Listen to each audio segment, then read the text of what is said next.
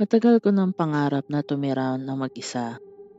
Pagkatapos ng ilang taon ng pakiksama sa mga kaibigan at pagtitiis sa masisikip na apartment, sa wakas ay may sarili na akong bahay.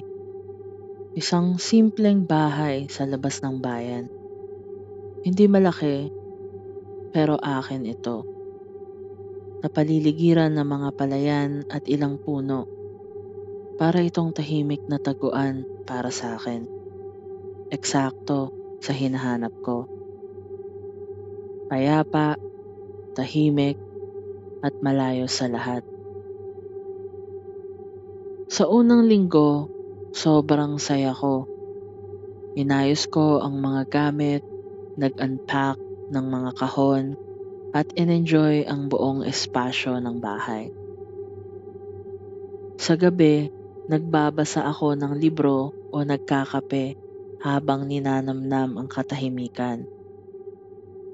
Parang napakalayo ng mundo at gustong-gusto ko yun. Hanggang dumating ang ikatlong gabi.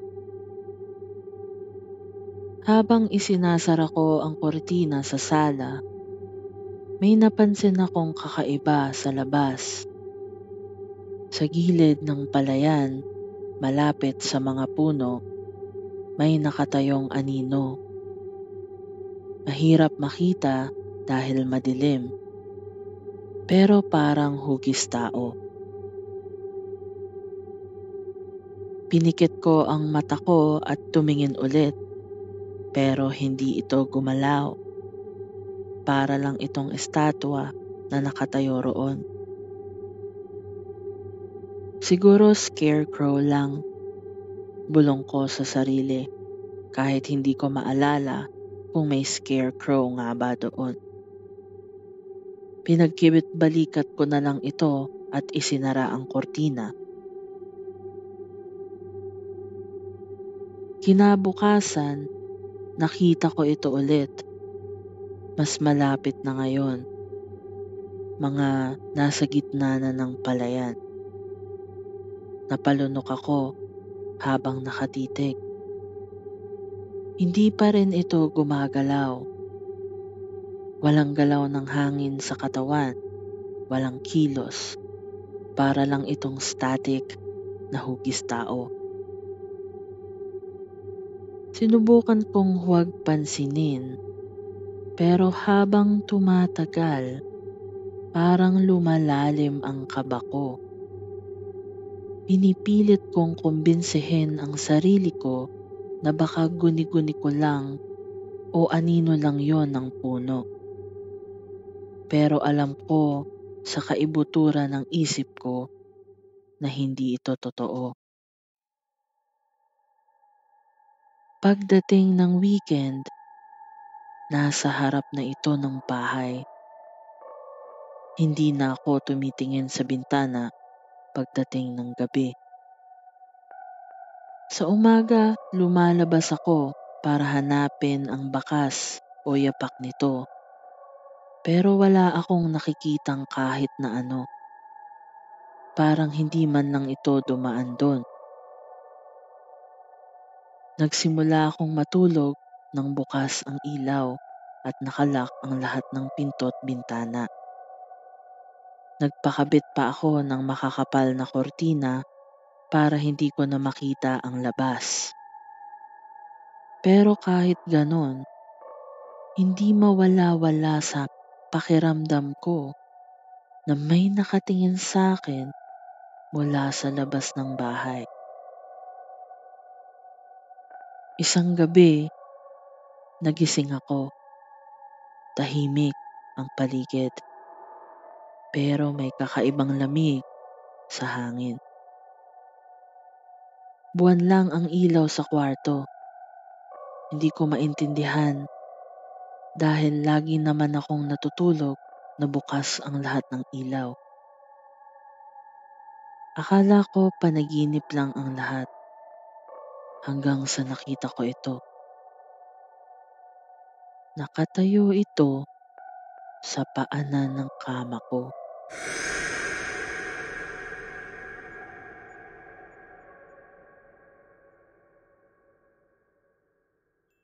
Hindi ako makagalaw sa takot. Hindi ako makasigaw. Mas malinaw na ito ngayon. Mataas siya, sobrang tangkad, at ang mga braso nito ay mas mahaba kaysa normal. Ang ulo nito ay nakatagilid sa hindi natural na posisyon.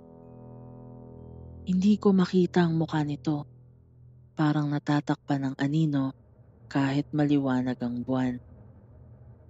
Gusto kong sumigaw o tumakbo, pero hindi ko magawa.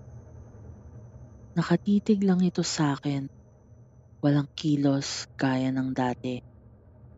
Pero ramdam ko ang titig nito, tumatagos sa kaluluwa ko.